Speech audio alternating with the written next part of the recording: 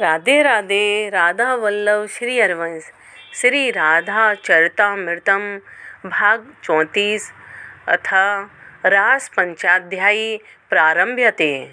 मुझे कोई नहीं जीत सकता, मेरे समान शक्तिशाली कोई नहीं है। ब्रह्मा को मैंने नचाया, शंकर, हाँ शंकर ने मुझे जला दिया, भस्म कर दिया। पर उससे क्या, मैं तो बिना देह के और शक्ति संपन्न हो प्रकट हुआ हूँ। पर भगवान श्री राम के सामने तुम्हारी दाल नहीं गली थी। कामदेव के अहंकार को अब चोट पहुँची थी और पहुँचाने वाले थे परम कौतुकी देवर्षि नारद जी महाराज। राम इस शब्द को दोहराने लगा था कामदेव, फिर झेंप गया। हाँ, जब कोई एक पत्नीव्रत धर्म का पालन करके ही बैठ जाए तब मैं भी कुछ कर नहीं सकता। पर देवर्षि, नचाया तो मैंने तुम्हें भी है। कैसे विश्व मोहिनी के लिए झेंपने की बारी अब देवर्षि नारद जी की जो थी। छोड़ो अब पुरानी बातों को। देवर्षि, कोई बात नहीं, हम हैं ही इतने बड़े शक्ति संपन्न कि हमसे कोई टकरा ही नहीं सकता। हम सारे जगत को एक इशारे में नचाते हैं। कामदेव नाम है मेरा। अहंकार बढ़ना स्वाभाविक ही था इनका। इतना अहंकार शोभा नहीं देता कामदेव। देवर्षि समझा नहीं रहे, इसको अब लड़वाना चाहते हैं। एक अच्छी खासी लड़ाई अब होने वाली है जिसे ये ब्रह्मांड देखेगा। मेरे अहम को तोड़ने वाला कोई हो तो बताओ। कामदेव ने अभिमान में कहा, चलो मेरे साथ, आज ही मिला देता हूँ तुम्हें उस भूमा पुरुष से। इतना कहकर चल पड़े देवर्षि नारद। कामदेव पीछे पीछे चल दिया था। भगवान नारायण से लड़ाने लाए हो, हंसा कामदेव। नहीं, नारायण से नहीं, बैकुंठ को देखकर भयभीत हो गए क्या? भयभीत नहीं, पर भगवान नारायण से मैं युद्ध नहीं कर सकूँगा। देवर्षि ने पूछा, वैसे मैं तुम्हें नारायण के पास लाया नहीं हूँ, पर तुम अभी मेरे पीछे पीछे चले आओ। हाँ, ये बात भी बता दोगे तो यात्रा अच्छे से कट जाती। कौन सी बात? कामदेव पूछता हुआ चल रहा है पीछे पीछे। यही बात कि भगवान नारायण से भी कभी भिड़े हो क्या? हाँ, नर नारायण दोनों तपस्या कर रहे थे बद्रीनाथ में। बस गलती से लड़ने चला गया था मैं। फिर आगे क्या हुआ? अब होना क्या था, नारायण और नर तप में लीन थे। मैंने अपनी सारी शक्ति लगा ली, बड़ी बड़ी अप्सराओं को नचवा भी दिया, पर उन्हें तो कोई असर ही नहीं। बाद में नारायण ऋषि ने अपने नेत्र खोले, मुस्कुराए और बड़े प्रेम से उन्होंने अपनी जंघा को मसला। उसी में से एक अत्यंत सुंदरी उर्वशी अप्सरा प्रकट होकर बोले, तुम्हारे पास क्या ऐसी अप्सरा एक भी है? जाओ ले जाओ उसे। देवर्षि, क्या बताऊं, क्या अप्सरा थी वो उर्वशी। अब हार तो माननी ही पड़ी मुझे, क्योंकि जिसकी जंघा से ऐसी सुंदरी प्रकट हो सकती हैं, मैं क्या हूँ उनके सामने। चलो आ गए हम। देवर्षि ने उस लोक में प्रवेश करते हुए कहा, ये कौन सा लोक है? गोलोक। कामदेव उस लोक को बड़े ध्यान से देख रहा था। हाँ मदन, यही है गोलोक। चलो अब हम तुम्हें गोलोक बिहारी से मिलवाते हैं, चलो।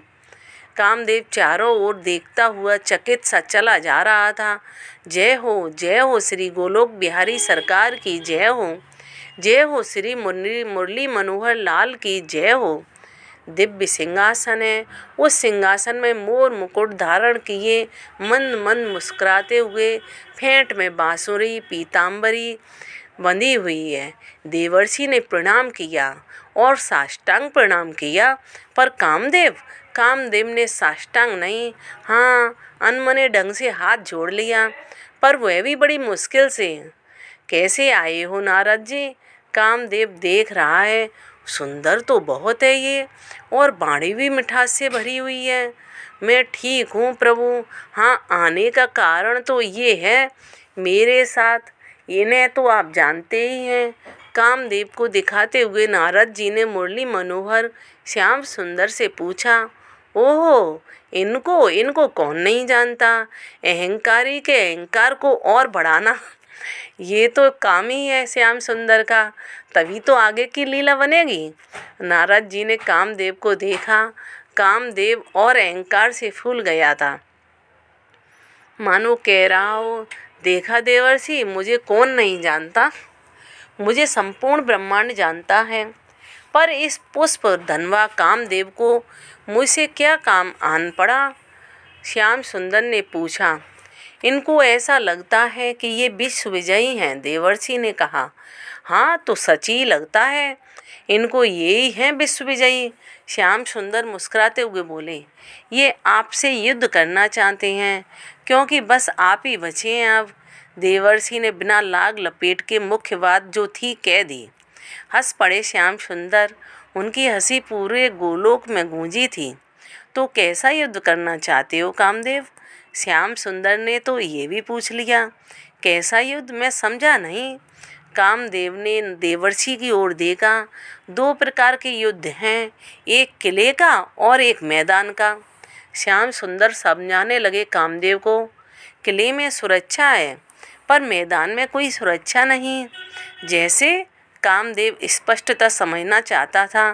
तो सुनो मनमत कामदेव, किला यानी विवाह करके मन को विचलित होने से मुक्त रखना, और मैदान यानी हजारों सुंदरियों के साथ रमण करते हुए मन को शांत रखना। नहीं नहीं, बात पूरी भी नहीं हुई थी कि कामदेव बीच में ही बोल पड़ा। नहीं, किले का युद्ध मैं राघवेंद्र सरकार से लड़ चुका हूँ। विदेह नंदिनी के साथ विवाह करके वो वन में रहते थे। तब मैंने बड़ी कोशिश की थी कि मैं उनके मन को विचलित कर दूँ, पर वह वहीं जीत गए। हाँ, मैं इस बार सबसे बड़ा युद्ध जो मैंने लड़ा भी, तो मुझे बड़े बड़े योगी, योगेश्वर, तपसी सबको मैंने पराजित किया है। हे श्याम सुंदर, हे गोलोक बिहारी, मैं आपके साथ मैदान वाला युद्ध लड़ना चाहता हूँ, खुला संग्राम। कामदेव खुश था। तो फिर ठीक है, फिर मिलना मुझसे वृंदावन में। मैंने अवतार लिया है और अब रासलीला करने वाला हूँ। मेरे साथ हजारों सुंदरियाँ होंगी, उनके साथ मैं अब रमण करने वाला हूँ। तुम आओ, तुम्हारा स्वागत है वृंदावन में। श्याम सुंदर ने अपने दोनों हाथों को उठाकर कहा, फिर ठीक है, अब हमारी और आपकी मुलाकात होगी वृंदावन में। इस बार तो प्रणाम भी नहीं किया कामदेव ने श्याम सुंदर को, और बिना देवर्षि को कुछ कहे चल दिया गोलोक धाम से। अच्छे से तैयारी करना कामदेव, कहीं तुम हार न जाओ। नहीं, देखना देवर्षि, इस बार मैं ही जीतूंगा। और श्याम सुंदर के मन को मत नहीं दिया मैंने, तो मेरा नाम भी मनमत नहीं है। ये कहता हुआ चला गया मदन। इधर श्याम सुंदर मुस्कुरा रहे थे। हे वज्रनाभ, अब रासलीला का रस लो। ये दिव्य है, ये मधुरात मधुर है।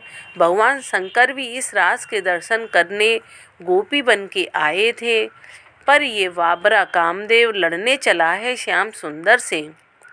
महर्षि सांडिल्य ने रास पंचाध्यायी की चर्चा छेड़ दी थी आज से। जय जय श्री हरवंश। राधे राधे।